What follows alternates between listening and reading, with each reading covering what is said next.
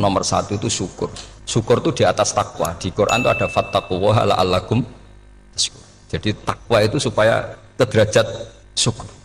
Kalau Nabi membahasakan kalimat thayyibah, yaitu la ilaha illallah Muhammadur Rasulullah, itu kalimat yang otoritas kebenarannya itu absolut, pasti benar bahwa alam raya niki gadah pangeran ingkang asmanipun Allah Subhanahu wa taala. Tapi pengamalan niku, pengamalan la ilaha illallah itu harus ditalkin, diajarkan oleh orang yang spesialis ya, orang yang benar-benar mempunyai maslak. Maslak itu cara sampai kepada Rasulullah Shallallahu Alaihi Wasallam.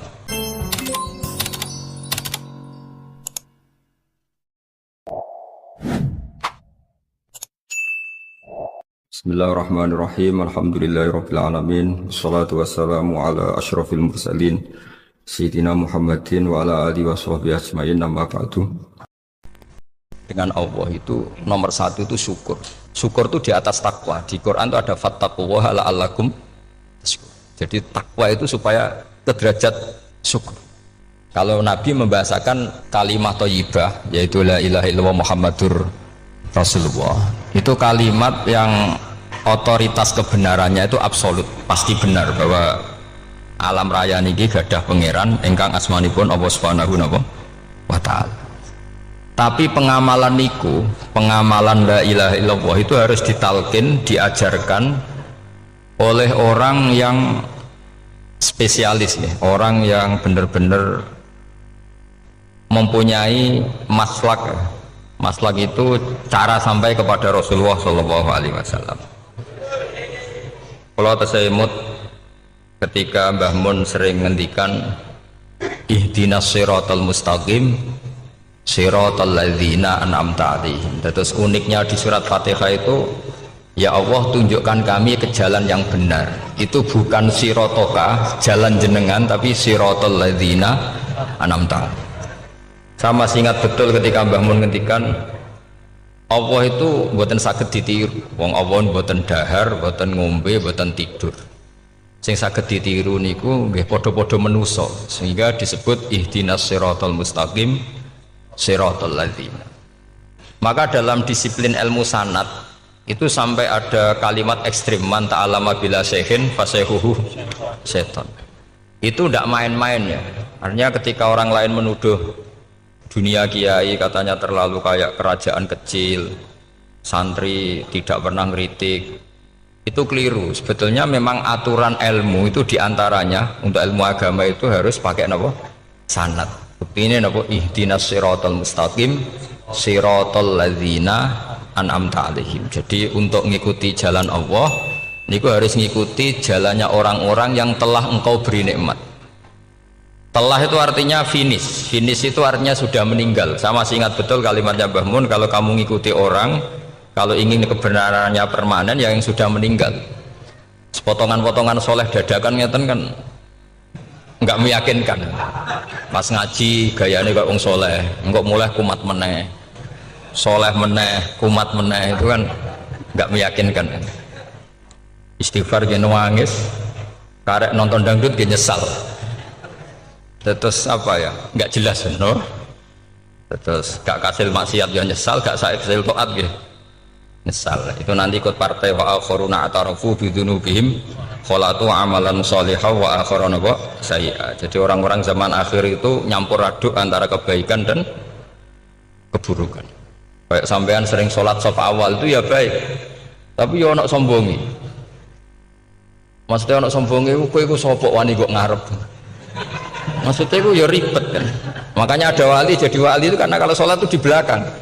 Alasannya aku izin mbek pangeran sawane kok ngarep. Jadi ilmu itu macam-macam. Bapak Rian sering dawuh, nak ana wong istiqomah ngimami masjid itu ya apik. Tapi nak keseringan ya perkarane ambisi mau digenti. Jadi istiqomah itu nak keterusan itu ya dadi ambisi. Mulane gak jelas ngimami masjid terus istiqomah apa mau. Artinya apa? Hidup ini nggak jelas. Justru nggak jelas itu bagus karena ketok menusane, napa? Ketok menusane.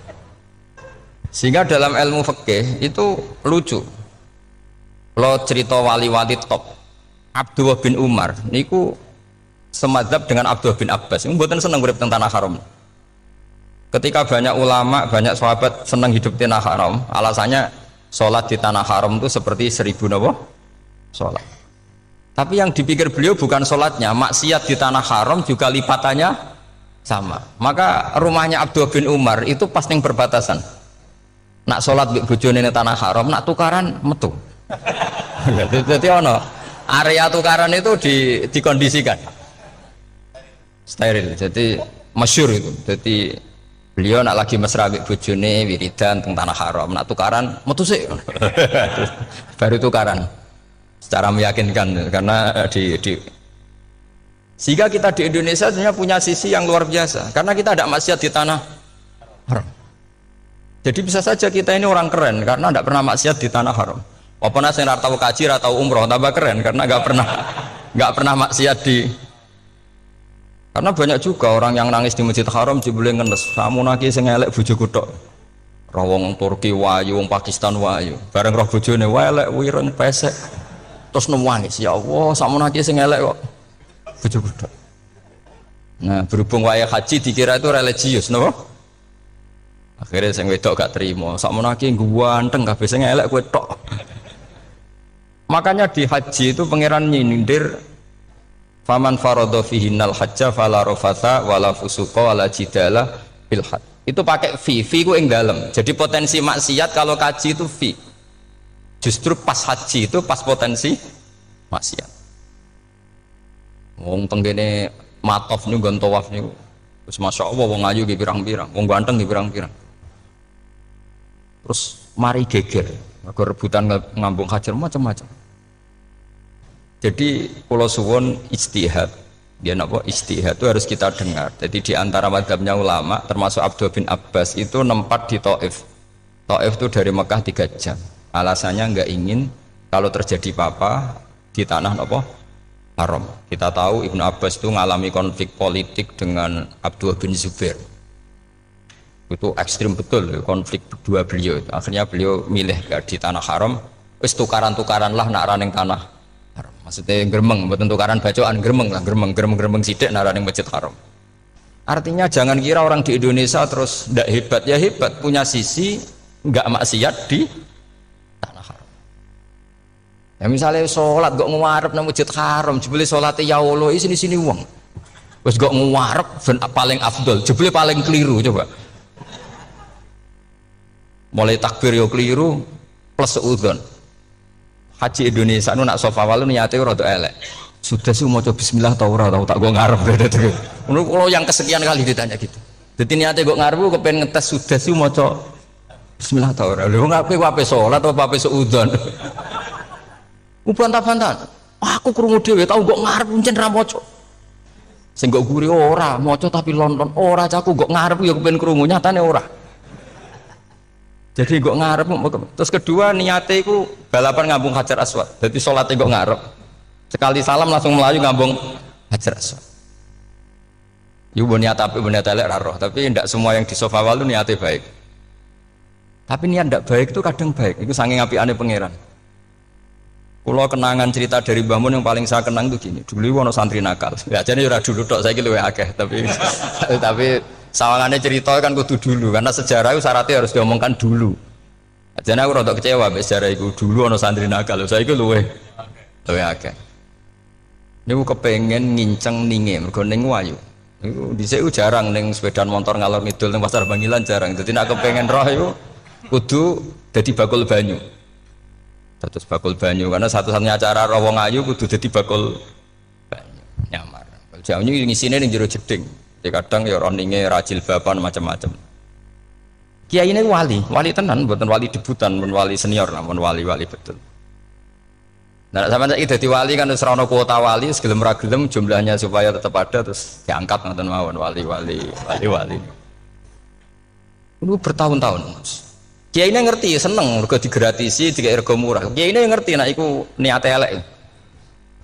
Suatu saat gak ada perkembangan. Santri ini mulai gremeng karena nggak direspon.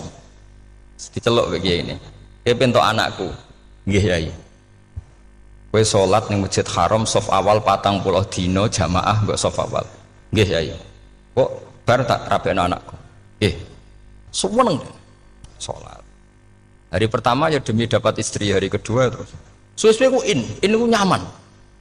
Betapa nikmatnya sujud, nikmati rukuk terus nyaman. Saking nyamannya itu berkebutuhan sholat di saf awal. Bukan karena cewek tadi. Bareng hari ke-40 diparani mbek kiai ini. Ayo mulai tak rabekno. Loh. Mboten saged, Mbah. Jare nek wis salat 40 dina tak rabek. Oh mboten, salat diterima untuk cawe tok. Mboten. Mboten. Ngenyak uang salat diterima dijoli. Jadi orang nggak bener itu kadang ya jadi bener. Jadi dari wali kadang daftarnya lewat bakul banyu, terus kadang rodok delok wedok sithik-sithik, tapi nak pangeran ngangkat kira kurang coro. Jadi wali can iki. Akhirnya kiai ini sing nangis. Cung gelem lek cok kamu pede mantu wong. Iki gak gelem-gelem tenan. Ngenyak uang salat diterima dijoli. Wah, itu luar biasa. Terus malah nanti ngaji ya, terus ngaji talqinul fikri bahwa pada akhirnya sing paling dhuwur teng hadhihi dar la ilaha illallah. Nah, saya punya cara untuk sampean supaya la ilaha illallahnya itu sah dan meyakinkan. Nah, cara hakim itu sah dan kitab yang sering dibaca Mbah Mun diantaranya untuk kalimat itu kitab Zadul Ma'ad. Iku nak nerangno la ilaha illallah niku luar biasa. Itu kitab kesayangannya Sayyid Abdul Al-Haddad. Beliau ngendikan di antara kitab kesukaan beliau selain Ihya itu kitab Zadul Ma'ad. Itu beliau kalau ngendikan bihadihi ya, maksudnya bihadil kalimah ussisatis samawati wal ardu. Jadi langit bumi dibikin. Jadi beliau mulai berpikir pertama gini, surga dibikin dengan segala kemewahannya itu bagi yang tasdek liman saddaqa bila ilaha illallah wa liman amana bila ilaha illallah. Neraka yang dibikin sebegitu ekstrim sampai anak wong dicemplungno ngenteni 70 tahun lagi ceblok. Wah, itu ora kebayang carane gawe. Entakno bego kan itu. Jadi barang nak diceblokno ning neraka itu cebloke tok ngisor ngenteni pinten? 70 tahun. Makanya kemungkinan keluar dari neraka itu kecil. Agak untuk syafaat itu kecil. Wong wis ora iso kebayang kan? Itu pun diciptakan untuk yang menolak. Jadi surga dibikinnya lihadil kalimah, neraka dibikin juga lihadil kalimah. Jadi hadil kalimah itu mizan, ini ukuran. Yang nerima masuk surga, yang menolak masuk neraka. Hisab juga gitu, ada hisab itu ya karena kalimat la ilaha illallah. Orang kafir itu nanti tidak dihisab. Nah cara Ibnul Qayyim, hadisnya nggih ngoten. Ulaikal ladzina kafaru bi ayatina rabbihim wa liqaihi fahabitat a'maluhum fala nuqimu lahum yaumal qiyamati wasna. Ya lucu tuh, mosok Fir'aun dihisab.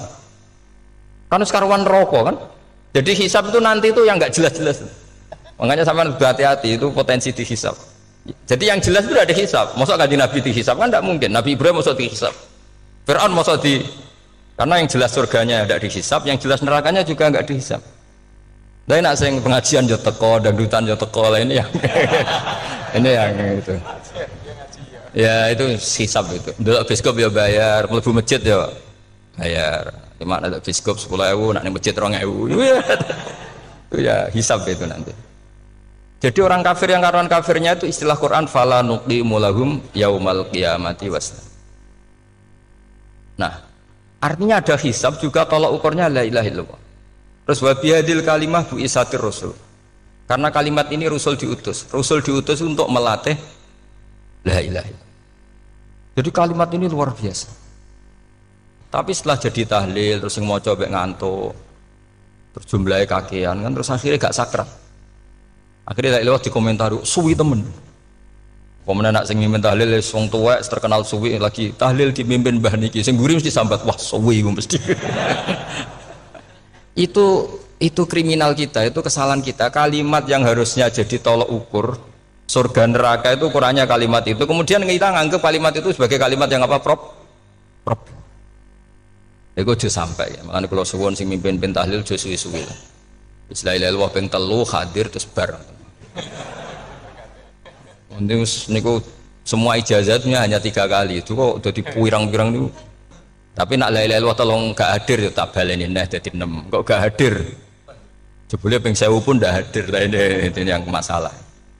Sekolah waca ndak ini supaya sampean ngerti kalimat itu menjadi kualitasnya bagus ndak itu karena cara pandang. Itu tadi kalau sampean mikir surga dibikin semewah itu dengan fasilitas bidadari secantik itu, semuanya kelas A, itu ya bagi yang menerima la ilaha illallah. Neraka dibikin se ekstrim itu juga bagi yang nolak. Jadi ini kalimat pembeda, makanya kalimat haqqin 'alaiha nahya wa 'alaiha namu. Wa biha atau wa 'alaiha. Ijazah kene usume usum. Wa biha atau wa 'alaiha. Tren ini kene wa 'alaiha atau wa biha. Wa biha apa wa 'alaiha? Enggak yang di sini umumnya. 'Alaiha nahya wa 'alaiha namut. Wa 'alaiha atau wa biha. Wa 'alaiha atau wa biha. Oh berarti orang jelas prinsipnya, gak jelas. Gak jelas. Jadi kalau suwun Mbah Mun sepuh-sepuh niku fi akhiri hayati nu sering maos talqinu zikri. Karena memang beliau ingin di akhir hayatnya juga kita semua nanti di akhir hayatnya semuanya min ahli la ilaha illallah Muhammadur Rasul. Dan itu dimulai dari sesuatu yang sangat-sangat ilmiah. Yaitu tadi dimulai kenapa surga dibikin untuk sing iman la ilaha illallah. Kenapa neraka dibikin untuk yang menolak la ilaha illallah. Kemudian Rasul diutus untuk melatih la ilaha illallah. Nanti ada azab ya karena menolak la ilaha illallah. Ada maghfirah karena yang terima la ilaha illallah. Makanya istighfar, kalau cara oleh ijtihad, niku istighfar itu setelah la ilaha illallah cara kula oleh ijtihad. Di beberapa Indonesia itu thariqah punya istighfar dulu baru la ilaha illallah. Tapi banyak ulama yang berpendapat dibalik. La ilaha illallah dulu baru. Karena istighfar itu didengar Allah itu setelah tauhidnya benar. Ini cara madzhabnya Abul Hasan apa? Asyadzili, yaitu fa'lam annahu la ilaha illallah baru wastaghfir li dzambika ai li hadil kalimah. Karena orang bisa dimaafkan itu berdasar kalimat la ilaha illallah. Misalnya begini ya. Orang kafir itu kafir terus sampai 70 tahun. Sekali melafatkan la ilaha illallah itu yughfar lahum ma qad salaf. Jadi kullil ladzina kafaru iyantahu yughfar lahum ma qad salaf. Artinya orang kafir itu belum pernah tahlil, belum pernah istighosahan, ya belum pernah istighfar, tapi sekali melafatkan la ilaha illallah secara sah langsung yughfar lahum ma qad salaf. Berarti dulu mana la ilaha illallah sama istighfar untuk kepentingan dimaafkan Allah? La ilaha illallah cara madzhab Abul Hasan Asyadzili, karena alasannya wong kafir sing kafir wae tanpa istighfar asal kalimat la ilaha illallah benar langsung yughfar lahum ma qad salaf. Jadi cara pikirannya Abul Hasan Asyadzili itu la ilaha illallah yang benar dan kamu baru istighfar nanti insya Allah pasti dimaafkan bihaqqi la ilaha illallah. Jadi fa'lam annahu la ilaha illallah baru wastaghfir li dzambika bihadil kalimah, karena sahnya istighfar setelah kalimat ini sah. Itu orang kafir yang kafir berpuluh-puluh tahun itu langsung diberi bonus sama Allah yughfar lahum ma qad salaf. Nah, ukuran iyan tahu pakai apa coba? Hei para wong kafir nak kowe mendo sangka kekafiran ukurannya pakai apa? La ilaha illallah. Sekali la ilaha benar langsung yughfar lahum ma qad salaf. Makanya ketika Ja'far Shadiq, Sayyid Ja'far Shadiq beberapa lama arja ayatin fil Quran adalah qulil ladzina kafaru yantaru yughfar lahum ma qad salaf. Ketika mangane kan awet sesuk malaikat, "Ya wong kafir 70 tahun Gusti. Mau celek lu pisan langsung jenengan sepuro. Mosok kula imam tahlil mboten jenengan sepuro." Ya, tapi masalahnya nak malaikat, tapi kowe golek wajib lah iku semari perkara iku. Semari masalah kan. Bangsa ikhlas iku malah masalah. Nah sing guri malah meneh, tapi kowe mau celek lu ambek gremeng. Mergo kesuwen. Karena kesuwen wong gremeng sing dosa sing tahlil apa sing gremeng? Sing tahlil ya melok dosa mergo kesuwen, sing gremeng dosa wong kalimat thayyibah kok digremengi. Nah terusno sing ngundang ya melok dosa pisan ribet kan. Ya ora ono fikih ngono ya ora ono. Maksudnya kula cerita daripada rawan dosa ya mendingan la ilaha illallah sing ora gremeng. Carane piye? Sing mimpin ya sing fasih sing cepet. Insyaallah. Oh teng desa kula anggere muni tahlil ben Gus Wak suweneng kabeh, mesti cepet. Jamin mesti cepet. Kalau sering ngomong, aku cepet lah luwih mati sing suwi. Mergo suwi mari dosa gremeng ya perkara.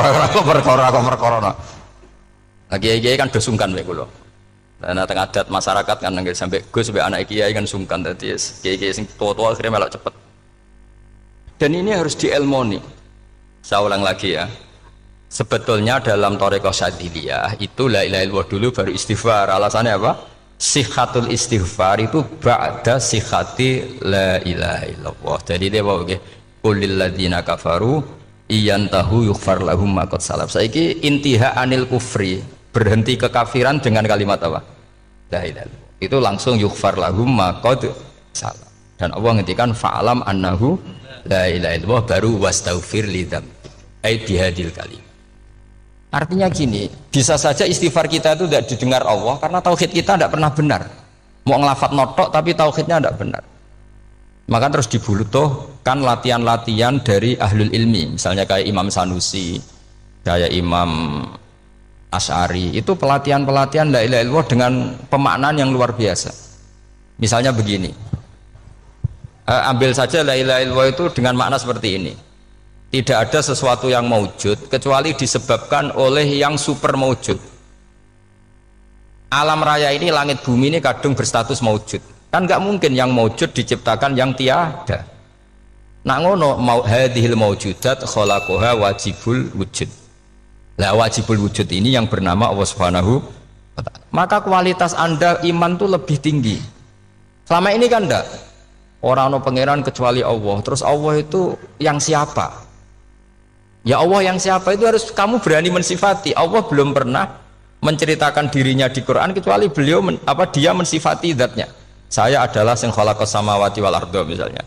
Saya adalah zat yang begini. Karena itu dengan cara itu bisa dikenali. Ya, dengan cara itu bisa dikenali. Makanya Allah itu harus kita kenali, yaitu lewat ma'rifatullah. Ibadah tertinggi adalah ma'rifatullah. Ya caranya ma'rifat tadi dimulai. Gak mungkin alam raya ini kemudian diciptakan oleh al-adam, sesuatu yang tidak ada. Pasti yang namanya maujudat diciptakan yang maujud. Karena maujud ini maujud pencipta harus super. Lah super itu bahasa Arabnya wajibul wujud. Karena pencipta harus awal. Gak mungkin Fir'aun itu Tuhan lahirnya di bumi, berarti dulu buminya ketimbang Fir'aunnya. Tuhan-Tuhan yang lain juga begitu, masa dulu buminya ketimbang Tuhannya. Makanya Allah pasti Tuhan betul karena bersifat awal, bersifat qadim. Nah kalau kamu mulai latihan gitu, iman kamu itu bil bayyinah. Dan syaratnya iman yang benar adalah bil bayyinah. Bayyinah itu jelas welo-welo. Makanya semua nabi memaklumatkan diri, qul inni ala bayyinatim mir rabbi.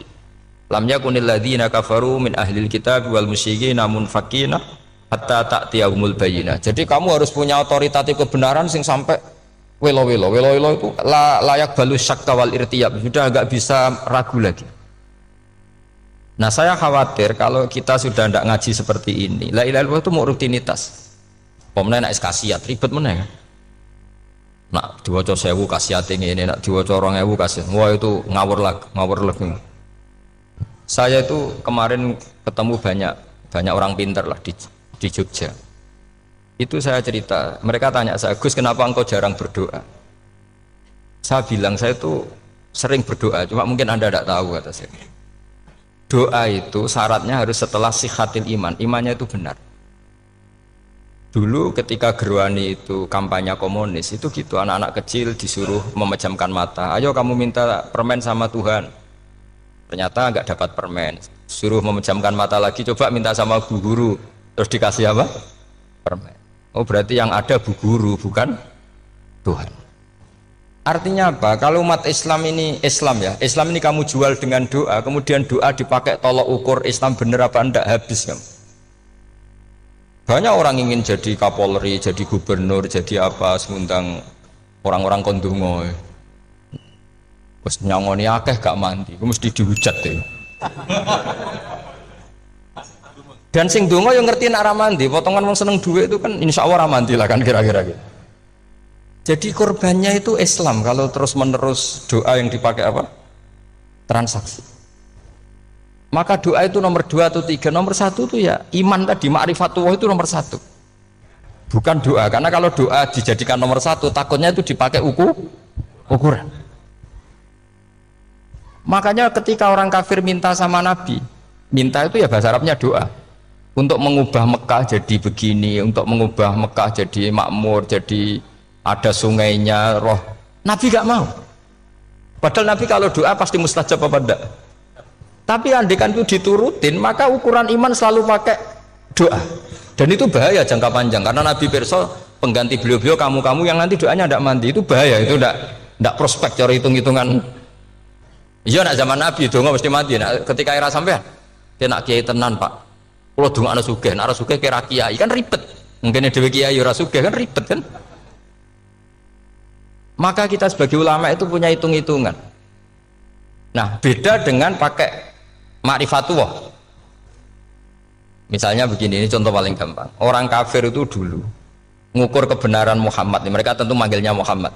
Muhammad, kalau kamu mengklaim bahwa orang mati bisa hidup lagi, coba mbah-mbah kamu yang sudah mati bangunkan. Kalau bisa berarti kamu benar, kalau ndak ya ndak. Pertanyaannya itu yang faktu bi abaina in kuntum apa? Sodikin. Pertanyaannya, ngukur kebenaran dengan cara itu yang bikin standar siapa? Nah, Nabi itu sempat terdesak karena itu dipakai ukuran. Tapi kalau pakai ilmu mantek, jawabannya lebih gampang. Ngukur kebenaran dengan cara itu versi siapa? Versi saya. Kamu benar itu kalau bisa membangkitkan orang mati. Terus dari Nabi, ya kalau versi kamu ya kamu yang membangkitkan, nanti ditanya bareng-bareng. Loh, ini kan kita seperti itu kan, kita sering. Artinya apa? Islam ini yang bisa mengawal hanya ilmu. Doa itu nomor 2, yang bisa mengawal Islam hanya fa'lam, harus ilmu annahu la ilaha illallah. Ketika orang kafir lo tanya, Muhammad kalau kamu Rasul betul, fasayir jibala Makkah, jibalu Mekah kamu jalankan kemudian jadi emas.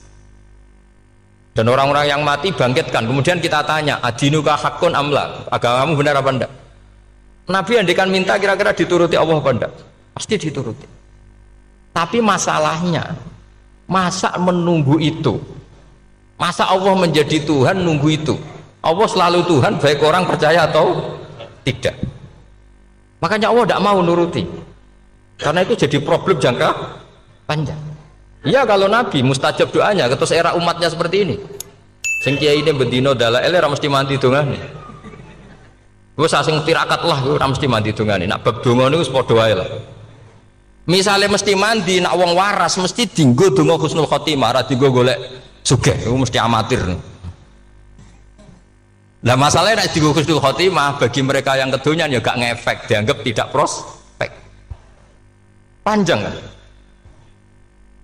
Makanya itu pinternya Nabi, nomor 1 itu al ilmu, fa'lam annahu la ilaha illallah. Lagi wastaghfir li dzambi. Jadi kalau suwon, kenapa ini cerita Mbah Mun, kenapa akhir-akhir beliau sering talqinu zikri, sering melatih zikir, itu sirinya diantaranya bahwa kalimat ini harus menjadi kalimat super, kalimat sing alaiha nahya wa alaiha namut wa alaiha nub'ats, atau wabiha nub'ats insyaallah ta'ala minal amin. Yaitu tadi, kita sebagai kiai itu ikut menjaga ini, jangan sampai kalimat ini membosankan. Tahlile suwi barbar segitu ono sing nyoal la ilaha illallah Muhammadur Rasulullah lane kurang panjang, wakaf ta ora terus panjang, bahwa agama ini dimulai hatta ta'tiyahumul bayyinah. Jadi sesuatunya harus benar-benar sampai jelas. Orientasi para ulama dulu itu cara menerangkan la ilaha illallah itu sampai difahami an bayyinatin. Makanya semua nabi memaklumatkan diri kul inni ala bayyinatin mir rabbi, sampai di situ. Dan semua cerita-cerita di tafsir Jalalain, di apa-apa itu ukuran kebenaran itu lam yakunil ladzina kafaru min ahlil kitab wal musyrikin namun fakina hatta ta'tiyahumul bayyinah. Monggo. Maka semua kita itu harus punya kecakapan untuk merangkai dalil. Kalau gak ada pengalaman saking kitab-kitab turos, kitab-kitab dulu.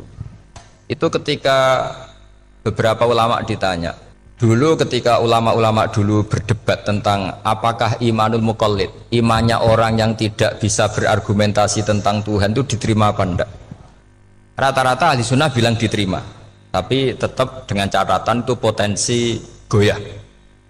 Idzkullu man qallada fit tauhidi imanuhu lam yakhlu min tardidi. Tapi ternyata ulama-ulama itu prakteknya juga mengajari masyarakat supaya ada sedikit dalil atau kepastian logika. Masyhur itu ulama dulu ketika tanya orang-orang Arab, orang-orang desa, Ya Arabi, bima arafta rabbak. Kamu kok tahu kalau Tuhan itu ada, itu gimana? Jawabannya mereka meyakinkan. Al-ba'ratu tadullu alal ba'ir wa atharul aqdam yadullu alal masir. Ono tletonge sapi ya mesti ono sapine. Ono atharul aqdam, artinya ono tipake wong liwat ya mesti ono sing liwat. Sehingga itu sudah dianggap cukup kalau ada makhluk ya ada khalik. Artinya terus menjadi gampang ketika Allah ngendikan misalnya am khuliqu min ghairi syai'in. Mosok hadhil makhluqat sing maujudat kemudian khalaqahal adam. Itu kan enggak ketemu akal. Maka termasuk kekaguman saya sama kitab Fathul Bari sarahnya Bukhari itu ngendikane wa hadza sing inda ahlil mantak yusamma iltizazan aqliyan, bahwa agama ini harus ada kenyamanan secara akal. Kalau Nabi membahasakan wajadah halawatal apa? Iman. Iman yang manis itu misalnya kita profesor, kita ilmuwan, kita seorang yang top, yang paling cerdas di dunia. Kemudian kamu secara agama didogma oleh pimpinan agama kamu. Kebetulan pimpinan agama kamu misalnya komunis. Terus diberi ajaran misalnya hadhil maujudat khalaqahal adam. Yang maujud ini diciptakan ketiadaan. Kan mungkin profesor lah mesti stres. Piye wong Adam kok ciri utama ketiadaan ya layu asiru saya tidak ngefek. Bandingkan dengan misalnya kita goblok lah, petani lah, wong paling goblok lah misalnya diajari bumi ki ana mbah wonten, terus sing gawe bumi ana ya ana, wong barange ana kok sing gawe ra ana. Lebih gampang lah itu cara Fathul Bari. Hadaddin itu mudah sekali, sahlah qoriba. Kalau dalam baca Said Abdul Haddad itu hadil kalimah sahlah qoriba. Salah qoriba itu enak difahami karena ya sudahlah, kalau hadil maujudat ya khalaqahal maujud. Berhubung maujud ini maujud khaliq ya wajibul wujud, kira-kira maujud super lah atau kausa prima atau apa. Jadi segampang itu lama menerangkan tauhid. Nah khawatir saya kalau penjelasan seperti ini sudah hilang terus mau wong takok kasihate nak maca sakmene paket ngene, nak sakmene paket ngene. Lah anak ramadi terus mental. Jute la ilaha illallah ya ngobos. Nah ini kan jadi tersangka. Makanya saya tadi bilang, saya berkali-kali saya belajar tauhid, belajar ilmu mantek, itu kepentingan saya hanya satu, supaya orang familiar dengan logika la ilaha illallah. Itu tadi mulai yang pelatihan kelas ringan, yaitu tadi al-ba'ratu tadullu alal ba'ir wa asarul aqdam yadullu alal masir, sampai pelatihan yang agak berat, tapi sebenarnya tidak berat-berat banget. Karena tadi am khuliqu min ghairi syai'in. Masa kalian semua yang sebegini hebat maujudat kemudian kamu disebabkan oleh sesuatu yang tiada. Iku mbok sampean profesor lah iku ora iso logika, wong barang ra ono kok nyebabno. Al-aqdam ya dulu alal masir. Jadi ono teledong ya mesti ono sapine. Ono tipak tracaane tak kaki ya berarti ono wong sing barli liwat. Artinya hadil alam ini atharun min athari qudrati. Kalau suwun, kalau wau mun maca sanad talqinu dzikri dari Mbah Mun, dan saya berharap kita ini saling menopang. Makanya saya Gus Zofur itu sering belajar mantek sampai belajar usul fikih, karena nggak bisa kita tanpa ditopang ilmu-ilmu seperti itu, tidak bisa, karena banyak khurafat, banyak syubhat. Termasuk penumpang paling gampang adalah Anda berislam secara senang, secara ceria, supaya tidak kepikiran nyuwun sewu pindah agama atau pindah ke yang macam-macam. Makanya diantara rumusnya Islam itu raditu billahi robba. Raditu itu puas. Sampai cari di kamus, ridho itu puas, marem. Ojo mbok maca di pangeran Allah pah-pah. Makanya kalau berharap jenengan jangan sering berdoa, nanti gampang kecewa. Karena potensi tidak mandinya lebih tinggi gitu loh. Jadi pokoknya seneng pangeran. Pangeran ku sapa sing gawe langit bumi, sing ngekek oksigen ora usah bayar. Sing aku elek lah ya payu rabi. Nyifati pangeran sing wis terjadi. Ora usah bayangno. Wah aku jaluk jadi bupati ora jaluk suke ribet. Lu keluar kecelok wong alim mboten nate nyifat donga teman-teman. Sing wis kliwat ya. Ngaku ya wong narukan nyatane payu rabi. Umume wong di mobil kuwi di mobil. Umume wong bingung ya sering melok bingung. Sudahlah sudah sebetulnya. Lho kok sampean kok ora top ya coba. Wong melarat sekolah ya ora tamat, ya tetep oleh menghirup napa oksigen. Presiden seneng dadi presiden, kowe ngopi untuk utangan ya wis semenang. Semulai ra diusir bojo ya wis seneng. Sebenarnya seneng itu gampang. Mbok yo nyifati pangeran sing wis gampang-gampang lah kayak di Quran itu nyifati Allah itu soal alhamdulillah alladzi atamani wa saqoni aku semelaratlah nyatane kelar mangan. Ya sudah yang gampang-gampang. Lah sampean ndak kakean donga ben sugih. Kula bolak-balik cerita, kula nanti dilani wong elek. Rayu elek sowan kula. Kula kenangan terbaik saya dadi kiai gini. Gus kula dongakno dadi sugih. Tenane, Mbak? Nggih, tak critakno. Nak bojomu iku sugih. Sing pertama ditoto apa? Omah Gus ya, omah ditoto. Suwe-suwe mobil ditoto Alfa. Terakhir sing dievaluasi ku sampeyan. Omah wis apik, mobil wis apik, sing elek apa? Bojomu mesti sampean kena evaluasi. Iku wis mesti ya. Akhirnya serasito. Jadi kalau nu nate bully tiang terbaik lah. Kenangan saya terbaik jadi kiai ini gini. Akhirnya, iya Gus. Kan gak mungkin. Omah suwapi, mobil suwapi. Coba yang kamu evaluasi apa tuh? Mulai artinya sudah lah, tidak usah kepengen itu dikurangi lah. Hubungan kita dengan Allah itu mensifati itu insya Allah pasti lebih indah. Ya misalnya kita Islam ya alhamdulillahilladzi hadana li hadza ma kunna linahtadiya laula. Sudah, tapi sekali sampean mikir tak rewangi Islam ya mesti mlebu swarga. Oh mesti kena waswase setan tak jamin. Tak rewangi salat ya mesti swarga. Tapi nak sampean alhamdulillahilladzi ja'alana minas sajidin wasyakirin aman. Maka alhamdulillah itu kalimat paling keren. Makanya da'wahum fiha subhanakallahumma wa tahiyyatuhum fiha salam wa akhiru da'wahum alhamdulillahirabbil alamin. Jadi pokoke ngoten. Sore ora usah kakek njaluk. Karena potensi ndak mandi itu tinggi. Sampean ndak kutub, ndak ahdal, ndak abdal, ndak apa saja. Wis donga wis umume wong-wong lah. Dunia hasanah fil akhirati hasanah wa qina adzabannar. Hasanah go piye artine pokoke hasanah. Pokoke hasanah fil akhirati ya hasanah. Senara iso hasanah ya rabi itu jenenge hasanah pokoke sementing. Karena kula niku pengalaman dadi kiai, suangger wong kok kakean donga mesti kakean ngeluh. Ya karena potensinya ndak mandi. Jajal sampean ndonga apa jajal?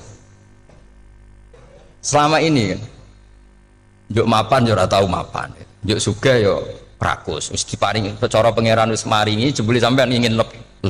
Makanya saya mohon sekali, jadi hubungan dengan Allah itu nomor satu itu syukur. Syukur itu di atas takwa. Di Quran itu ada fattaqullaha la'allakum tashkurun. Jadi takwa itu supaya ke derajat syukur. Karena tadilah cobalah dilatih. Saya pernah ngecek orang yang sekarang dugem menikmati maksiat dengan orang yang takwa mensyukuri tidak maksiat, itu nikmatnya itu masih tinggi nikmatnya orang yang syukur karena berhasil meninggalkan maksiat. Makanya kamu yang syukur bengi-bengi seradi duit ning kamar wudu bariku ngelamun jujuk esuk yes alhamdulillah gak maksiat. Kira usah bayangno terus tahajud qiyamul lail iku wis para habaib para ulama wis kira ramakome lah seperti itu. Terus ramakome tangi turu seradahan tempiring itu alhamdulillah pokoknya sing gampang-gampang ya. Dan itu memang ajarannya Nabi. Jadi Nabi itu kalau bikin ajaran itu orang sing asbaha aminan fi sirbi pokoknya mu'afan fi badani indahu kutu yaumi faka'an nama khizat lahu dunya bi khadafiriha. Jadi David bayangkan mirip man asbaha aminan fi sirbi ngontrak ya ora diusir sing di omah, kumpul mertua ya ora diusir mertua, kumpul bojo ra diusir bojo, aminan fi sirbis, mu'afan fi jasadis, urip nak guyu do banter wis bengak-bengok. Indahu kutu yaumi dina iku iso mangan. Iki wis fakaan nama khizat lahu dunya bi khadafiri. Anggap ae kowe itu sak donya. Lha wong paling sugih gawe kolam renang paling 100 meter persegi. Kowe ndelok laut renang sak kapoke. Pokoke urip sing gampang itu. Kok senengane repot to? Senengane repot. Pokoknya kalau kepengen itu jenengan syukur lah. Pokoknya lho nggih malah niki pokoknya niki kampanye syukur lah. Pokoknya karena tadi coba yang biasa donga-donga itu dikurangi lah. Syukurnya dulu yang lho sampean tak arani. Doa yang mandi itu dimulai apa? Asana Allah. Tinggi mana doa dengan syukur? Syukur. Nabi itu kalau berdoa itu nyifati Allah panjang sekali. Alhamdulillah hamdan katsiran terus wa hamdan wa fi ni'amahu wa yukafi umazita ya rabbana lakal hamdu kama yanbaghi li jalali wajhika azim sultanik la nuhsi sana'an 'alaika anta kama athnayta 'ala nafsik antal muqaddim wa antal muakhir. Wus panjang. Sampean kan gak muqaddimah suwidi. dongane sing dawa. Wis gak dia 13. Kalau kan sering mau ikhya itu, kalau muji pangeran itu sampai lupa Imam Ghazali, saking panjangnya. Sama dulu donga-dongane Nabi itu, kalau muji Allah itu panjang sekali. Dongane sithik. Mak jenengan mukadimah alhamdulillah rabbil alamin nabi angob. Pas donga ya Allah ya Rabbana temenan. Sudah gak dia tiga itu. Jadi saya mohon sekali, agama ini harus bifarohin wa syukurin. Kalau donga yang paling kalau kenang sama Mbah Mun gini, us farihina muna amin. Pokoknya kita itu pokoknya senang. Makanya kalau suwun lah, pokoknya beragama terus senang. Rodi itu bila roba, rodi itu kalau anak maknanya marem lah, marem di pangeran Allah itu marem. Kata Sayyidina Ali lah, kafani izzan antakuna li robban, wa kafani fakhran an akuna laka abdan. Pun Gustin tek bangga kula dadi manusa, mergo pangerane jenengan. Cara di pangeran Fir'aun kan yo ribet wae. Wis mati tenggelam dadi ton. Terus wa kafani fakhran an akuna laka abdan. Kula nu seneng banget mergo dadi kawulane jenengan. Misale dadi kawulane presiden ya iso coplok. Kawulane menteri kadang ketangkep KPK. Kawulane wong sugih kadang bangkrut. Ribet kan? Makanya beliau ngendikan kafani izzan antakuna li robban wa kafani fakhran an akuna laka napa abdan. Terus niki kalau rati provokatif loh. Semoga zaman akhir sampai pandemi ngeten ora syukur ribet. Setelah saya jadi kiai dan penelitian, saya itu berkali-kali didatangi dokter, tentara, juga polisi. Mereka sering bilang gini, Gus saya ini dokter negeri. Saya ke NTT, ke Papua, karena saya muslim, berkebutuhan Islam, maka dibikinkan musola, dibikinkan masjid. Kalau kiai tidak bisa, bikin sendiri urunan mau narik siapa itu. Mau narik tarikan di jalan yang mau nyumbang siapa. Tapi kalau kebutuhan negara karena tugas negara ya difasilitasi negara dan tidak dianggap misionaris karena negara. Begitu juga di beberapa negara yang non muslim kayak di Argentina, di Venezuela itu ada masjid, ada kajian Islam ya karena duta besar dan itu aparat negara. Disinilah kearifan para ulama berkoalisi dengan umarok dengan makna yang positif bahwa agama ini harus ditopang umarok, sistem negara. Tentu di situ ada tentara, ada polisi, ada macam-macam. Kita sebagai kiai juga nggak berdaya di depan para bandar narkoba apa-apa kalau nggak ada BNN. Kita mau apa dengan korupsi kalau tidak ada KPK? Sehingga kearifan para guru-guru kita, mulai Mbah Maimun, bapak saya sendiri, NU, Muhammadiyah, semua ormas-ormas Islam itu pasti maulah kerjasama. Karena kita siapa ya? Kalau tidak kerjasama. Dan di antara pesan Rasulullah SAW adalah yaduwahi ma'al jamaah. Jadi apa ya? Kebersamaan itu sudah berkah. Fa inna yaduwahi ma'al jamaah. Jadi berkah. Lalu kenapa saya kalau ngaji bawa kitab? Ini agak sebetulnya itu lazim. Lazim itu suatu yang harus. Tapi karena kelamaan mubalek itu tidak pakai kitab. Seakan-akan bawa kitab itu yang aneh. Sebenarnya aneh mereka. Karena begini logika simpelnya ya. Umat Nabi ini berhak dapat apa coba? Berhak dapat warisan yang paling luhur, paling hebat, paling jernih. Apa itu Quran dan hadis? Pertanyaannya, siapa yang paling punya hak otoritatif untuk menerangkan Quran hadis? Ulama. Ulama yang mana? Ya yang kapabel, yang sudah diakui dunia kayak Imam Ghazali, Imam Bukhari, Imam Syafi'i.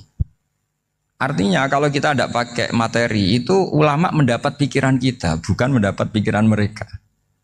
Saya ulang lagi, kalau kita tidak pakai materi yang otentik, yang orisinil, umat ini mendapat pikiran kita, bukan pikiran mereka. Maka saya berusaha supaya teman-teman atau semua umat Islam dapat pikiran-pikirannya Imam Ghazali, pikiran-pikiran Imam Bukhari, pikiran-pikiran Abdul Qasim Al-Junaidi, kejernian-kejernian Abu Yazid Al-Bustami. Kejernian itu diantaranya adalah misalnya makalah yang menurut saya itu makalah yang super. Jadi untuk ngadepi krisis karena COVID atau karena apalah. Itu lama dulu sederhana sekali. Beliau punya rumus yang mungkin jarang didengungkan orang, tapi saya akan kampanye rumus ini. Al-istighna, hakikatul istighna, itu adalah al-istighna anis syai' labihi. Jadi pemenuhan kebutuhan yang sebenarnya adalah kita berusaha menghindari sebanyak mungkin kebutuhan yang sekunder, yang enggak penting. Bukan memenuhi semua yang kita inginkan. Jadi misalnya begini ya, kalau kita lapar, itu keinginan kita itu makan enak apa asal makan? Tentu jawabannya asal makan yang sehat. Tapi kalau nuruti nafsu kita, makannya yang enak, teman makan ya enak. Terus di warung yang favorit. Ini kan satu kebodohan. Kenapa untuk makan saja butuh definisi sekian banyak? Yang kita harus kecewa, warung favoritnya bisa sudah tutup. Atau kita ke sana harus macet. Ribet. Yang benar-benar arif dan bijaksana itu adalah al-istighna anisya. Sesuatu yang tidak mendesak itu jangan jadikan kebutuhan. Sehingga kalau kita puasa misalnya, semua makanan itu enak karena kita sangat lapar. Sehingga Abul Qasim Al-Junaidi ketika ditanya, ma'idamu to'am, lauk makanan itu apa? Jawabannya lucu, alju, lapar. Kalau kamu lapar ya semuanya enak. Ini sudah mulai hilang. Kita bilang makan enak itu ya sate, ya gulai, ya pizza yang kita senang. Akhirnya apa? Untuk nikmati nikmatnya Allah itu kita jadi ribet. Apalagi yang orang-orang fasik harus ditemani perempuan yang tidak halal misalnya, atau harus ada ajudan, ribet. Nah pertanyaannya, orang yang ribet sama yang nggak ribet itu pinter mana? Pinter yang nggak ribet. Nah ini kearifan-kearifan yang mulai hilang. Lalu siapa yang bisa mewarisi itu? Ya ulama. Jadi ulama itu cara berpikir sebenarnya simple. Makanya mereka sering kalau tahajud itu, di antara makalah Sayyidina Ali paling terkenal dan yang menjadikan beliau punya derajat yang luar biasa itu adalah kafani izzan antakuna li robban wa kafani fakhron an akuna laka abdan. Ya Allah, saya ini sudah begitu mulia, begitu terhormat dan sangat-sangat terhormat karena yang menjadi Tuhan itu Engkau. Jadi rumus pertama itu karena menjadi Tuhan itu Engkau. Hanya Tuhan yang abadi, Tuhan yang pertama, hanya Tuhan yang al-awwal. Coba ya Allah, kalau saya ini punya Tuhan Fir'aun, punya Tuhan mati jadi tontonan lagi, itu kerennya di mana coba? Andaikan kita punya Tuhan Fir'aun, atau punya Tuhan yang asal usulnya manusia, apapun hebatnya manusia itu, kita punya Tuhan manusia itu. Tuhan yang lapar, yang kalau nggak makan mungkin pingsan, mungkin bisa kena COVID, nanti Tuhannya diisolasi. Kayak apa? Makanya ketika Tuhan Allah menyindir ketuhanan selain Allah itu, Allah hanya menyindir dengan kalimat sederhana, kana yakulani to'am, yang kamu tuhankan itu masih makan. Artinya kalau nggak makan ya lemes. Jadi lama-lama ada orang gini, alhamdulillah tadi Tuhan mampir ke saya, kelihatannya lapar, setelah tak kasih makan sehat lagi. Susah nggak punya Tuhan yang seperti itu. Beda dengan Tuhan kita. Tuhan yang nggak butuh makan, nggak butuh minum, al-qayyum, zat yang berdiri sendiri tanpa butuh yang lain. Al-awwal, sebelum ada langit bumi sudah ada Tuhan kita yaitu Allah. Bandingkan dengan Tuhan-Tuhan yang dipertuhan yang lain, yang adanya setelah bumi, misalnya Fir'aun dan sebagainya. Sehingga Sayyidina Ali pertama jadi kebanggaan apa? Kafani izzan antakuna li robban. Saya ini keren betul, karena punya Tuhan yaitu Engkau. Tuhan yang lahul asma'ul husna, Tuhan yang semuanya punya kebaikan, punya keabadian, punya keagungan. Terus wa kafani fakhron an akuna laka abdan, dan saya bangga sekali karena saya menjadi hambamu. Kalau saya jadi hambanya Pak Rektor ribet kan? Sudah tak hormati ternyata nanti tidak rektor. Ya kan ribet kan? Terus pokoknya ribet. Jadi budaknya manusia itu ribet. Makanya ada seorang wali datang ke temannya yang jadi presiden atau jadi raja. Datang ke situ karena tidak punya uang, mau minta uang karena temannya raja. Setelah sampai sana ternyata temannya ini karena orang soleh pas berdoa, ya Allah saya minta ini, minta ini, minta ini. Terus si wali tadi pulang. Tanya, kenapa kamu pulang? Ternyata dia sama, masih minta-minta kayak saya. Jadi sederhana dia. Sama-sama minta kamu, minta zat yang kamu mintain katanya. Jadi dulu itu orang itu sebegitu dekat dengan Allah. Sehingga si raja ini terus ketemu wali tadi tanya, kenapa kamu menyepelekan saya padahal sekarang saya raja. Terus ditanya sama wali tadi, karena temannya, kalau kamu di padang pasir tidak bisa minum dan harus minum 1 gelas, dengan ongkos kamu harus mengasihkan semua kerajaan kamu demi minuman itu. Pilih mana, minuman apa tetap jadi raja? Ya saya milih bisa minum. Saya tidak raja tetap hidup, tapi kalau nggak minum mati. Bagaimana Anda bangga dengan satu kerajaan sing la yusawi kak samain, yang tidak sama dengan segelas air. Jadi artinya terus mereka melihat jadi raja itu ya biasa, jadi presiden biasa, jadi rektor biasa. Karena mereka biasa berlogika hakikatul izzah itu ya taqarrub ila Allah, yang benar-benar terhormat itu ya dekat dengan Allah. Begitu seterusnya mereka bikin paradok-paradok yang aneh, tapi itu menjadi pelajaran. Bapak saya Ki Nur Salim itu senang baca anekdot Nasiruddin Koja. Itu kalau bikin orang-orang aneh, itu dia datang ke satu pesta, pakai baju lusuh, pakai sarung lusuh atau celana lusuh, sama Sohibul Bait yang punya acara dibiarin. Setelah dibiarin dia pulang pakai jas, pakai dasi, pokoknya keren. Dihormatin, pakai alpat, pokoknya dihormatin. Silahkan. Pas dia disuruh minum, minumannya itu disokkan saja ke sakunya. Jas, kamu harus minum yang banyak, karena kamu yang dihormati, bukan saya. Terus makanannya semuanya diletakkan di saku, ada yang apa? Ayo kamu makan yang banyak. Alpatnya juga gitu, dikasih sate apa? Ayo kamu makan yang banyak. Mereka tidak melihat saya, melihat kamu. Wah, akhirnya orang satu pesta itu istighfar semua, berarti kita ini salah. Terus dia pidato, kenapa kamu ngomong gitu? Tadi saya datang, orangnya sama. Gara-gara beda pakaian, penghormatannya beda. Berarti yang berhak dapat makanan ini jasa ya, bukan saya. Betapa naifnya kita sebagai orang. Ternyata kita masih hormat sesuatu yang seperti itu, yang atribut lah. Jadi orang-orang sufi itu orang yang bisa menertawakan dunia. Akhirnya ya, pertama dia dianggap orang gila, masa jas dikasih makan, dikasih minum. Tapi secara fikih dia benar, haram dia makan. Karena pas dia datang dibiarin, setelah pakai jas dikasih makan. Berarti hakikat yang dapat rezeki siapa? Jasnya apa orangnya? Jasnya apa orangnya? Jasnya. Jadi itu orang-orang sufi, kearifan orang-orang dulu itu bisa ngelola hal-hal yang keseharian menjadi luar biasa. Ada seorang wali melihat istrinya makan satu piring, anaknya makan satu piring. Ditanya, kalian kenyang? Wah, kenyang sekali. Melihat anaknya minum kopi satu cingkir, senang. Kalian senang sekali. Wah, kalau senang dengan hal-hal yang murah bisa, ngapain harus senang dengan hal-hal yang mewah? Bodoh sekali saya. Sehingga terus mereka bisa qanaah. Qanaah itu ya hidup itu simpel, sederhana. Jadi tentu saya tidak akan ngomong yang muluk-muluk, selain itu tidak bidang saya juga apa ya. Kita ini butuh obat di kondisi Covid seperti ini, butuh kesederhanaan, butuh apa ya? Istighna tadi. Kita harus istighna billah an ghairillah. Jadi sudah cukup bahwa Allah ini segalanya. Sehingga tadi saya dengarin himnenya Unisula, yang paling saya kagum adalah dimulai dengan kalimah-kalimah thayyibah. Di antara tugas suci Nabi Ibrahim dan semua Nabi adalah wa ja'alaha kalimatam baqiyatan fi aqibi. Nabi Ibrahim itu Nabi yang diberi gelar Allah. Dia adalah Nabi yang menjadikan kalimat tauhid itu kalimat yang abadi. Fi aqibi, di anak turunnya, di semua generasinya. Baik anak turun karena gen maupun karena pembinaan, karena pendidikan.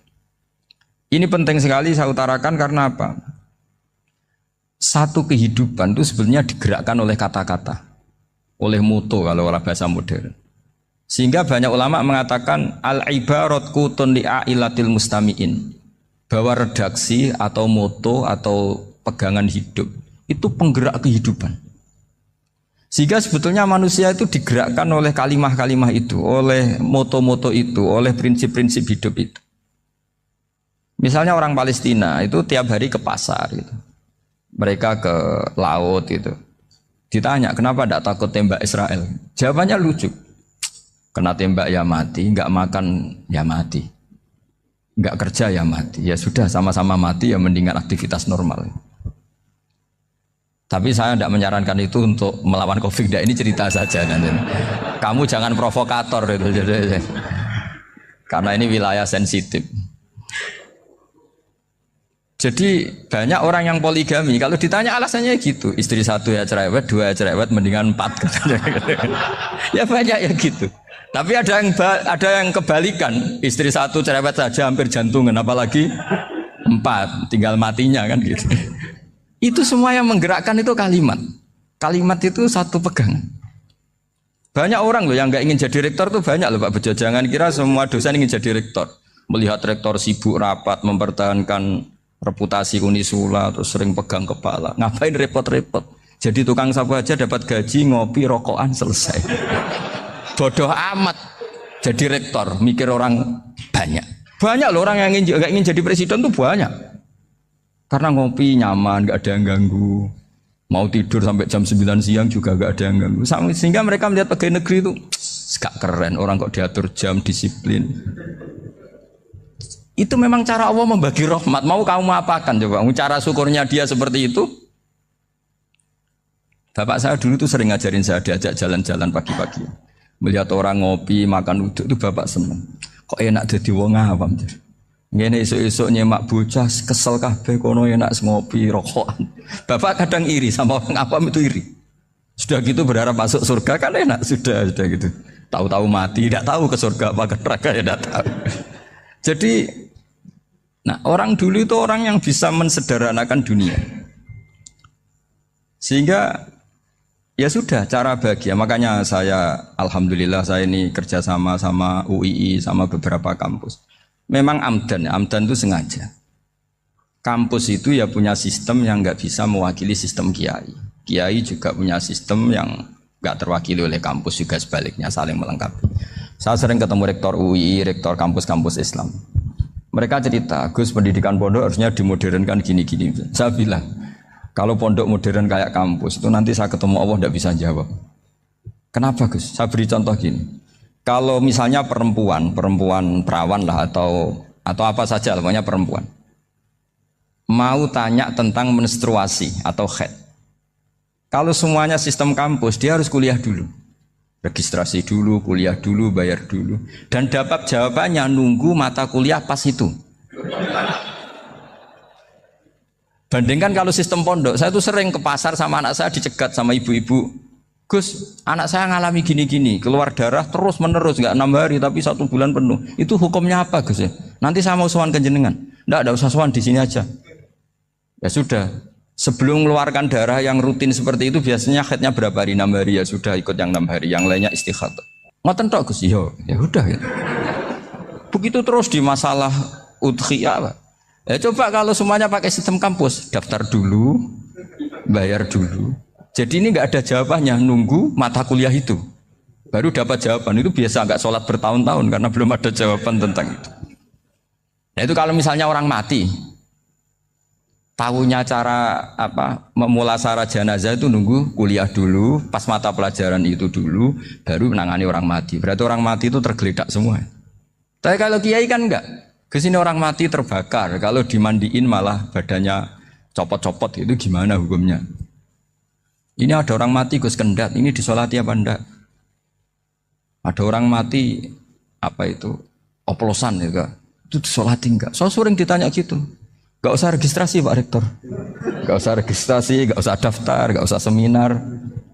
Makanya kalau orang kampus wani kiai itu ya kualat tenan gitu, karena ini yang on time ya. Tapi pondok seperti saya ya ikrar seikrar-ikrarnya. Pentingnya kampus karena melatih efisiensi waktu, disiplin, tata kelola manajemen sehingga kita ya hormat. Tapi tadi kita harus saling melengkapi sehingga saya tunjukkan ke publik bahwa saya hormat sekali sama polisi, sama tentara.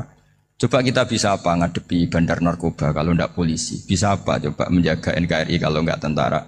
Begitu juga, ya sudahlah kita memang fa'inayadawahi ma'al jamaah, kita berkah itu kalau bersama-sama, tidak bisa kita sendiri. Nah lalu orang kayak saya itu ya beberapa kali sebetulnya saya itu ditawanin jadi doktor honoris causa apa. Kekhawatiran saya satu Pak Bejo, takut pas gak punya uang, itu dokter gak di duit kan gak pantas gitu.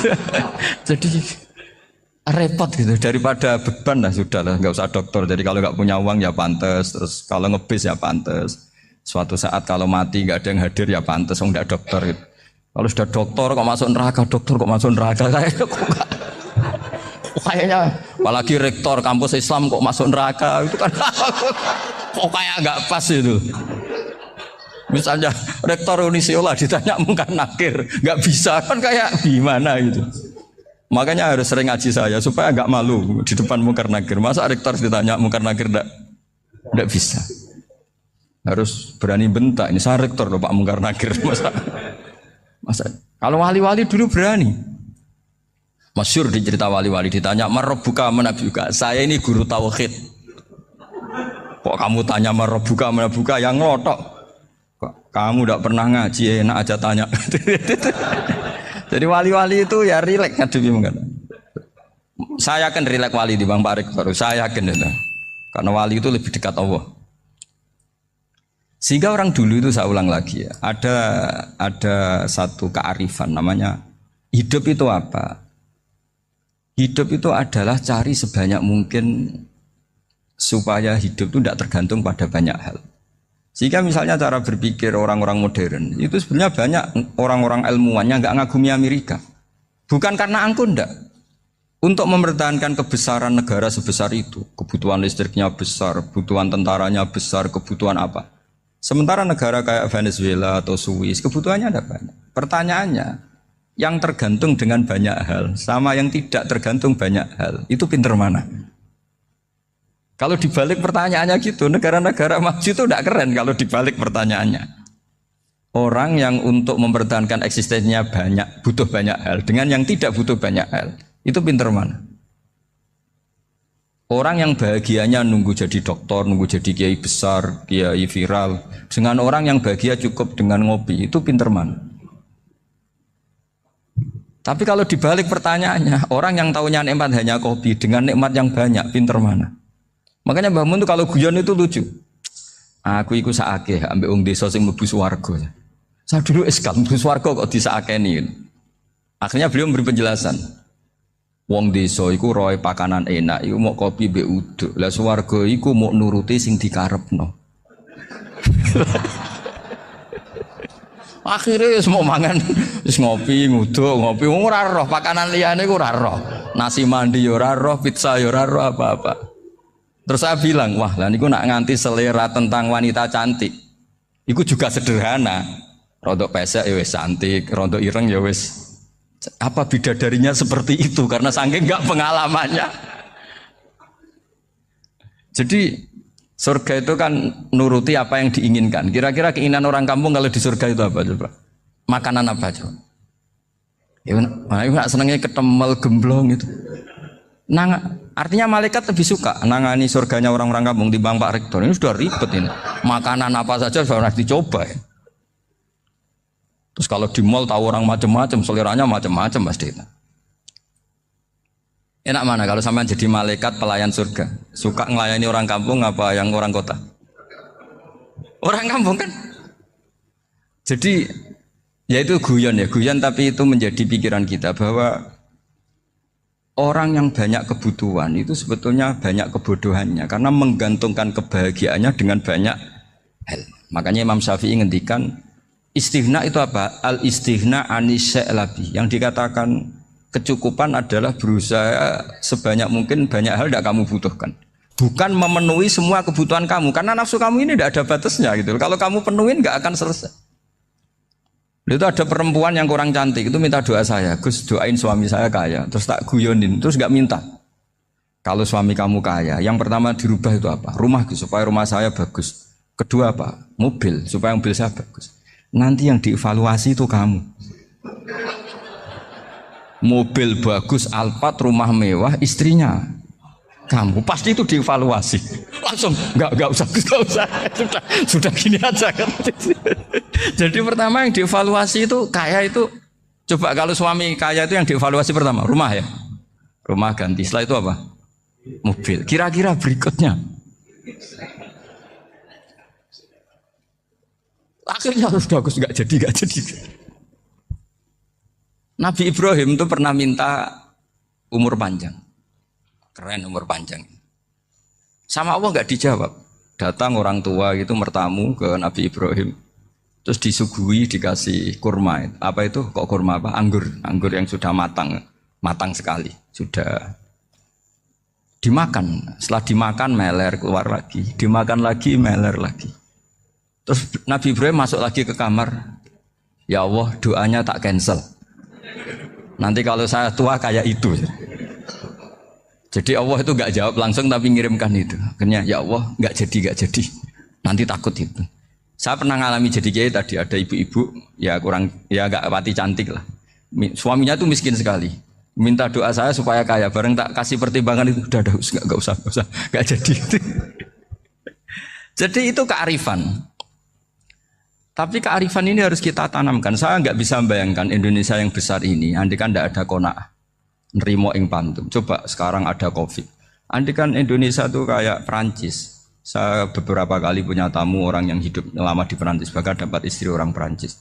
Itu dulu nggak begitu mencintai Indonesia. Tapi setelah di Perancis 2 tahun, wah Indonesia hebat. Di Perancis itu kata dia kalau cerita, semua kebutuhan masyarakat itu dibebankan ke negara. Apa saja minta negara, apa saja nyoal negara. Sementara Indonesia, coba kalau Indonesia mengalami seperti ini kok tidak ada qanaah rimo ing pantum, bisa kios Indonesia. Orang miskin nyalahkan negara, kelaparan nyalahkan negara, apa saja. Tapi barokahnya dididik kiai, jogeman nyalahno wong liya. Urip pun romo ing pandum, diame. Sampai gak ngerti kalau Covid. Banyak tuh orang-orang kampung itu, orang lugu-lugu itu. Mbah niki saking Covid, salam ning Covid, muga-muga umure panjang. Dikira Covid itu nama orang yang ahli sosial itu. Mbah niki dana saking Covid. Matur nuwun sampekno salamku, muga-muga umur panjang. Bingung kan yang nganterin ini. Ini gimana yang mau menjelaskan? Memang nggak paham. Ribet kan. Tapi saya pastikan bahwa dengan keadaan seperti ini kita bahagia, kita stabil, itu jelas barokahnya kalimat tadi, moto tadi atau pegangan hidup tadi. Makanya disebut al-ibarat qutun li'ailatil mustami'in, bahwa redaksi atau kata-kata atau pegangan atau filosofi hidup, apalah namanya itu adalah penyemangat. Penyemangat. Karena kata-kata ini memang luar biasa. Ketika sahabat perang demi kebenaran, zaman itu ya pasti benar karena yang dibela Nabi. Dulu itu kan enak zaman Nabi, yang dibela mesti benarnya, musuhnya mesti salahnya. Sehingga dulu itu memang harus tegas. Kalau sekarang mau tegas gimana? Yang kamu bela tidak mesti benar, musuhnya tidak mesti salah. Ribet kan kalau misalnya saya tukaran sama Pak Rektor, kamu mau bela mana kan bingung. Saya tidak mesti benar, saya tidak Nabi. Pak Rektor apalagi nggak mesti benar lagi kan? Ribet kan? Jadi kalau kita mau perang sekarang itu mau pede gimana? Enggak. Makanya banyak ulama sekarang tuh mau tegas tuh nggak berani karena ya banyak hal yang abu-abu lah wilayahnya. Misalnya pilihan presiden atau pilihan bupati, pilihan menteri. Kamu mati-matian bela itu, yang kamu bela tidak mesti benar, musuh kamu tidak mesti salah. Misalnya pilihan bupati, wah ini kabupaten ini baik kalau bupatinya ini, yang satu bilang ini, terus tim suksesnya kamu tanya, kamu yakin? Ya tidak juga. Lah kenapa semangat? Kan saya botohnya, paling alasannya ya itu aja, bukan yang lain. Beda dengan zaman Nabi, Nabinya mesti benar, Abu Jahalnya mesti salah. Kan enak, aturan mainnya jelas. Singkat cerita dalam perang itu banyak sahabat yang ngalami luka, ngalami apa gitu. Kemudian curhat lah ke Nabi, ya Nabi gara-gara derekkan jenengan, ngikuti jenengan saya harus ngalami seperti ini. Ngiranya orang itu diapresiasi sama Allah keluarnya. Ternyata sama Allah gak diapresiasi. Malah diturunkan ayat intakunu ta'lamuna fa innahum ya'lamuna kama ta'lamun wa tarjuna minallah malah yarjun. Kalau kamu sakit karena perang, orang-orang kafir itu ya sakit. Itu saja berani padahal demi kekafiran. Wa tarjuna minallah malah yarjun. Padahal kamu punya nilai lebih yaitu berharap kepada Allah yang mereka tidak punya. Saya jadi kiai itu ya kadang mangkel. Karena yang benci ya benci, yang seneng itu ngel-ngel loh kayak Pak Bejo. Jadi semuanya ribet. Nah iya, yang benci ya ganggu, yang seneng ya ganggu, tambah nemen. Seribet. Tapi kalau sudah ingat bandar narkoba, mereka berhadapan dengan polisi, kadang ditembak karena kesalahannya terlalu fatal. Antar persaingan mereka juga bisa tembak-tembakan karena merebut pasar narkoba. Itu saja mereka berani. Kok kita yang jadi kiai kadang dicium tangannya, dihormati gak berani, hanya takut apa ya musibah-musibah kecil lah, atau problem-problem kecil. Lah iya, kalau kita bandingannya gitu. Kalau kamu mau tahajud kedinginan, itu masih nanti dihisab Allah itu gitu. Maling ayam itu keluar malam-malam, hanya dapat ayam. Itu gak takut dingin. Ya gak takut digebuki masa. Kamu mau tahajud saja takut dingin. Makanya nanti hisabnya orang soleh itu nanti dijajarkan orang dolim. Terus diperbandingkan. Wah itu habis kamu kalau itu. Jadi misalnya Unisula mau rapat, tapi ini malam, kalau malam dingin nanti sama masuk angin. Wah anak-anak pang di perapatan aja berani kamu. Kalau sudah perbandingannya gitu tuh ribet kita nanti. Makanya itu kalimat itu moto atau filosofi hidup. Sehingga diulang lagi nasihat itu. Iyam saskum korhun fakodu masal koma korhum mislu. Kalau kamu kena luka, orang-orang yang nggak benar juga akan kena luka. Itu aja berani demi ketidakbenaran. Masa kamu demi kebenaran enggak berani? Akhirnya orang itu, ya itu kalimat, itu heroik. Makanya kita ini penting ya, makanya tadi himne Unisula dimulai kalimat thayyibah. Karena kalimat ini yang menjaga kita kalimat ini. Misalnya tentang Tuhan. Kenapa orang Islam imannya kokoh seperti ini, termasuk yang sudah hidup di Amerika, di Australia, di mana-mana. Itu ya barokahnya ajaran atau barokahnya kalimah. Saya sebut kalimah saya pakai bahasa santri. Karena la ilaha illallah itu dalam tradisi santri disebut kalimatu haqqin alaiha nahya wa alaiha namut wa alaiha nub'ats. Ada yang riwayat wa biha nub'ats insyaallah taala minal aminin. Kenapa mereka di mana-mana meskipun sekolah di Amerika, di Australia, bahkan di Uni Soviet tetap mukmin? Itu barokahnya ajaran yang benar. Allah itu siapa? Tuhan. Tuhan itu sifat dasarnya apa? Awal. Dia harus wujud awal sebelum makhluk yang lain. Sehingga ketika ada negara yang maju, yang tertib, manajemennya tertib, masyarakatnya makmur, tapi punya Tuhan yang tidak seperti itu, tidak awal, itu sudah gak nyaman. Karena ndaklah keren Tuhan saya, karena Tuhan saya itu al-awwal, zat yang pertama. Tuhan saya keren lah, zat yang gak mati.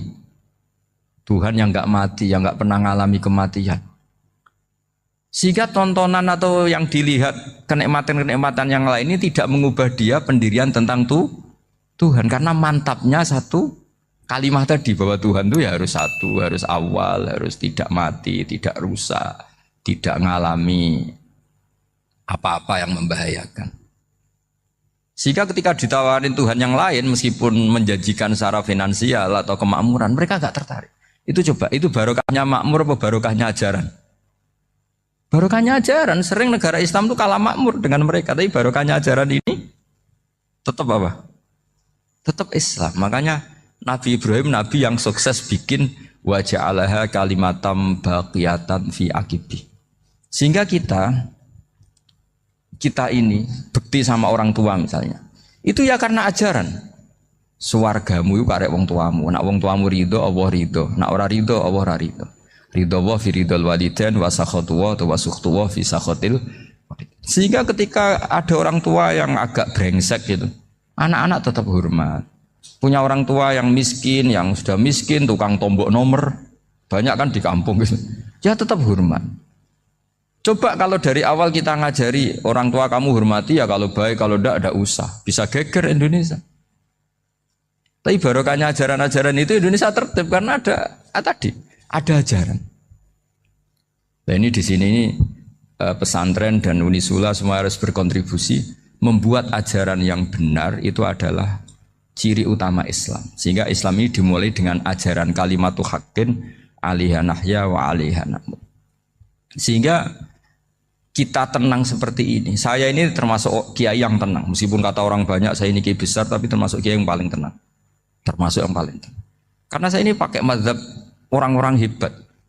Saya berkali-kali cerita, orang kayak Imam Syafi'i itu orang yang luar biasa. Saya berkali-kali cerita, orang yang tadi nyium tangan kamu ya Imam Syafi'i, di belakang tuh ngerasani kamu, menghujat kamu. Jawabannya enak saja. Berarti saya alhamdulillah orang yang wibawa. Buktinya di depan saya nggak berani. Jadi enteng saja. Diceritain sebagian kampung, sebagian separuh dari warga kamu itu nggak suka kamu. Ya bagus lah nggak suka saya, nggak akan utang duit saya. Di mana-mana orang utang itu karena teman dekat. Kalau nggak seneng pasti minimal nggak utang, nggak pinjam mobil, nggak pinjam apa. Berkah mana yang seneng sama yang gede?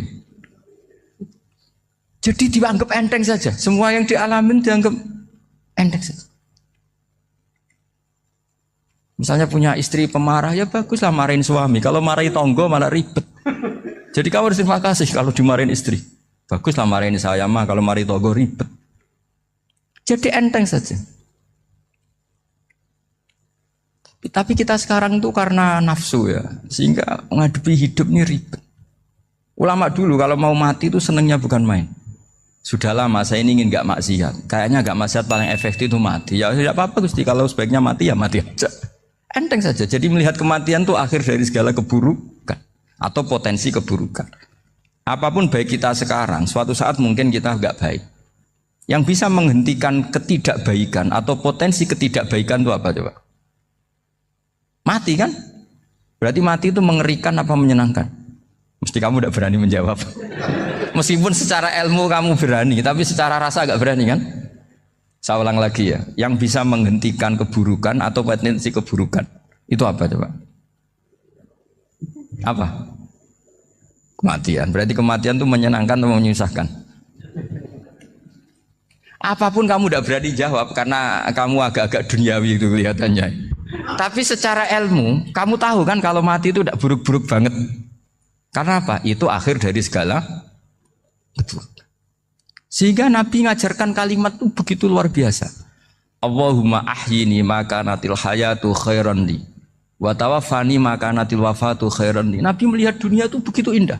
Ya Allah, kalau saya ini hidup, anggap saja hidup ini ziyadatan li fi kulli khairin, menjadi modal saya menambah segala kebaikan. Jika suatu saat saya mati, anggap mawon rohatan li min kulli syarrin, itu akhir dari segala keburukan saya. Sehingga mati hidup ya baik karena di situ kita bisa berkontribusi beramal soleh. Mati juga baik karena mengakhiri segala keburukan. Nabi nate ngendikan lagi, ajaban li amril mukmini inna amrahu kullahu khair. Orang mukmin itu mengagumkan, semuanya baik. In asobathu na'ma syakara fakana khairan lah. Kalau baru dapat nikmat, dia syukur, maka itu baik. Wa in asobatu dharra sabara. Kalau dapat masalah mereka sabar, itu juga baik. Sehingga orang mukmin dua sisinya pasti baik. Itu juga kalimat, maksudnya moto atau pegangan hidup. Nah berikut ini saya beri contoh, ini kenangan saya, ini contoh terakhir. Masalah jadi orang terkenal maupun tidak. Di sini dicontohkan Imam Ghazali di halaman 367 di kitab saya 367, juznya 3 di kitab Ihya Ulumuddin. Di sini beliau cerita betapa untuk menjaga ikhlas sebaiknya orang itu tidak terkenal, tidak syuhrah, tidak terkenal. Oke, itu kita sepakat ya, karena kalau terkenal mungkin orang dipaksa publik dengan tanda kutip untuk selalu berbuat baik, tapi karena jaim lah, jaga image atau apa. Tapi ketika dibalik pertanyaannya, kamu rela yang terkenal itu orang nggak benar, sementara yang orang benar itu nggak terkenal. Lalu masyarakat taunya yang tidak benar. Kalau pertanyaannya dibalik gitu, orang baik wajib terkenal enggak? Kalau pertanyaannya dibalik seperti itu. Dokter yang benar tidak terkenal, yang malpraktek terkenal. Kamu ingin kondisi seperti itu? Gak ingin kan? Kampus yang bagus gak terkenal, kampus yang bagus gak terkenal, yang gak bagus. Nah, artinya apa? Gara-gara olah kata, olah pikiran, ini logika jadi rubah. Lagi-lagi apa? Jawaban itu ada di kata-kata sebetulnya. Makanya bab-bab seperti ini tidak usahlah kita berdebat, berpolemik. Sebaiknya orang itu humul, menutup diri, apa sebaiknya orang terkenal, itu nggak perlu seperti itu. Sudah terserah Tuhan saja. Makanya saya mulai dulu ngaji sampai sekarang itu ya tidak punya punya ikon tertentu atau punya website tertentu, enggak. Sudah terserah pangeran. Sudah saya juga tidak sok suci materialistik atau enggak, ya tidak mikir saya. Bukan apa-apa ya, karena saya ini kiai, jadi biasa urusannya sama Allah, tidak sama makhluk. Jadi pusing kalau sama sarah-sarahnya makhluk itu pusing. Meskipun rektor kalau nasihati saya pasti tidak saya terima, itu tetap makhluk, itu sudah ada ngefek kalau saya itu sudah ada itu. Bukan karena saya sombong, ya memang makhluk betul gitu, bukan. Cuma nasibnya bejo aja, tapi makhluk tetap makhluk. Saya beri contoh ya. Ini makalah yang ditulis Imam Ghazali. Ya, i'lam aslahaka Allah anna aslal jah wa intisarus sayyid atau sayyidi wal istihar. Wa huwa mazmum itu. Balil mahmudu al khumulu illa man saharahu wa ta'ala li nasri dini min ghairi takallufi talabi syuhrati minhu. Jadi kalau kamu ingin ibadah kamu selamat ya kamu jangan terkenal. Tapi resikonya adalah kalau kebaikan itu tidak terkenal maka agak dikenali. Kalau enggak dikenali berarti masyarakat hanya punya percontohan yang tidak baik karena yang baik tidak terkenal.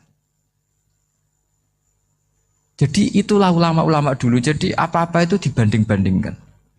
Kemudian nanti kelihatan jawabannya itu kelihatan. Jadi ulama dulu itu biasa ngarang misalnya afatun nikah, sisi negatifnya nikah. Harus ngurmat istri, harus macam-macam, kalau terlantar itu ya dosa. Seperti tadi Pak Marsudi cerita, kalau orang ngapalkan Quran itu takut lupa, kalau lupa itu jadi dosa. Pertanyaannya, kalau semua orang takut lupa, takut dosa, semua orang nggak hafal Quran karena potongan-potongan lupa. Cara berpikir tidak seperti itu. Kalau berpikir ya namanya hafalan ya inginnya hafal, kan nggak ingin lupa. Lah nanti kalau takdirnya lupa karena hal-hal yang dimaklumi oleh syariat itu enggak yang termasuk dosa. Yang dosa itu lupa tak liwiri udhrin syar'iyyin, lupa yang tidak ada sebab yang apa? Syar'i. Tapi lupa bawaan EQ-nya tidak bagus. Lupa bawaan sering dibentak. Oh itu enggak masalah karena bawaannya orang tertekan itu ya lupa. Coba kamu hafal Quran. Terus punya kredit jatuh tempo. Pas hari itu aku yakin enggak cerdas sudah. Itu bawaannya orang tertekan itu pasti lupa. Jadi ya saya teruskan ya. Jadi terus ada makalah yang sangat bagus sekali tentang itu. Saya baca ya. Wa yadullu ala dzalika anna Allah azza wa jalla amaral anbiya'a bi idharil amali lil iktida wa khassahum bi mansibin nubuwah. Wala yajuzu ayyudhanna bihim annahum khurrimu afdhalal amalen. Jadi orang yang terlalu mendewa-dewakan khumul itu menutup diri. Oke itu baik karena dengan khumul, dengan menutup diri Anda tidak riya, Anda tidak pamer. Tapi kata Imam Ghazali, kamu juga harus ingat di antara syaratnya Nabi itu harus mengumumkan kalau beliau itu seorang Nabi. Harus memaklumatkan kalau beliau seorang Nabi supaya bisa diikuti. Caranya sholat harus diumumkan sehingga Nabi itu mengatakan harus jamaah. Karena dengan cara jamaah itu bisa shollu kama ra'aitumuni usolli. Coba kalau Nabi sholatnya enggak diperlihatkan, kamu harus sholat yang benar. Caranya gimana ya Rasulullah? Itu rahasia. Bingung enggak kira-kira? Bingung enggak? Ya misalnya amal rahasia selalu lebih baik. Terus ada pertanyaan, Nabi ngendikan kamu sholat yang benar. Caranya gimana Nabi? Ya itu rahasia. Terus gimana coba? Tapi Nabi ngendikan apa? Shollu kama ra'aitumuni usolli. Ya sudah kamu sholat, niru saya sholat. Berarti Nabi sholatnya diperlihatkan apa disembunyikan? Diperlihatkan. Jadi begitu juga saya berkali-kali bilang, orang tahu kalau itu bidan ya berdasar tulisan itu bidan. Tahu kalau itu dokter gigi ya itu dokter gigi. Jangan sampai gara-gara tidak ada tulisan mau beli alat bangunan di dokter gigi. Mau periksa gigi di toko bangunan. Gara-gara apa? Enggak ada maklumat. Nah, di sini ulama-ulama selalu memaklumatkan dirinya.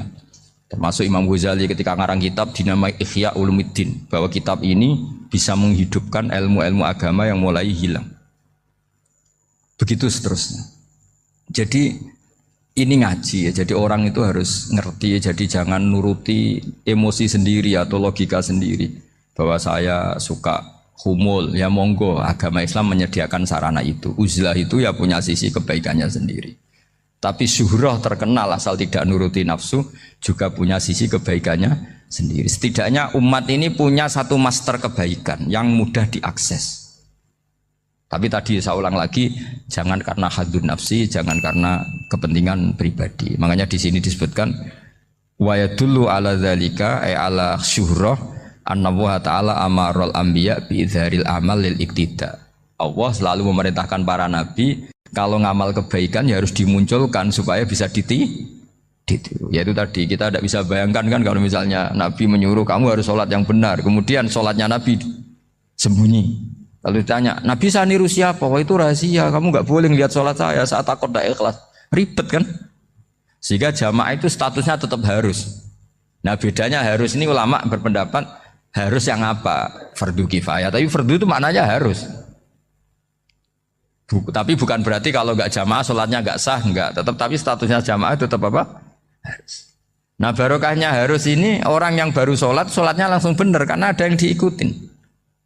Coba kalau mantan dukun baru sholat terus sholat sendiri, itu mesti mirip mantra itu. Karena dia tidak ada master percontohannya. Tapi barokahnya ada master, orang paling bodoh pun kalau sholat ya benar, karena standar ada komandonya, ada imamnya. Sehingga Imam Ahmad malah berpikir keras, syarat sahnya sholat itu harus jamaah. Cara pikirannya Imam Ahmad keras sekali beliau. Jika kalau orang sholat sendiri kok ada orang lain yang maunya berjamaah harus bayar, orang itu harus bayar demi sahnya sholat. Itu madzhabnya Imam Ahmad. Tapi kalau madzhab Syafi'i hanya mengatakan itu fardu kifayah, yang kalau satu komunitas gak mau melakukan semuanya apa? Dosa. Ya jadi ini sebelum sesi ringan tanya jawab, hanya 2 saja tanyanya, nggak boleh banyak-banyak, nanti nggak pulang-pulang saya. Jadi tak baca lagi biar dapat berkahnya Imam Ghazali. Wa qala qaumun asirru afdalu minal alaniyati. Terus kata sebagian ulama al alaniyah itu afdal minas sirri. Terus diperbandingkan baik yang mana amal dipertontonkan sama ndak. Terus kata Imam Ghazali, kalau orang itu bisa jaga tidak riya, maka sebaiknya dipertontonkan karena kebaikan harus yang muncul, bukan yang tidak baik yang muncul. Makanya ketika memaklumatkan diri sebagai ingin jadi generasi khairah ummah, itu kalau diterjemah itu kan wow, khairah ummah, umat terbaik. Itu kan kayak agak angkuh. Tapi nggak apa-apa, itu nggak apa-apa. Masa kita kampanye siap degradasi moral kan ya lucu kan.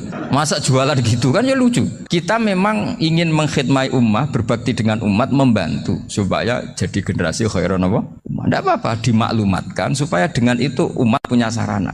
Oh kalau ingin jadi khairah ummah, kuliah di sini. Jangan lalu enggak gitu. Ya sama kita dokter, maklumatkan saja dokter gigi, dokter kandungan, dokter bedah. Sehingga orang kalau mau bedah ya jangan ke dokter kandungan.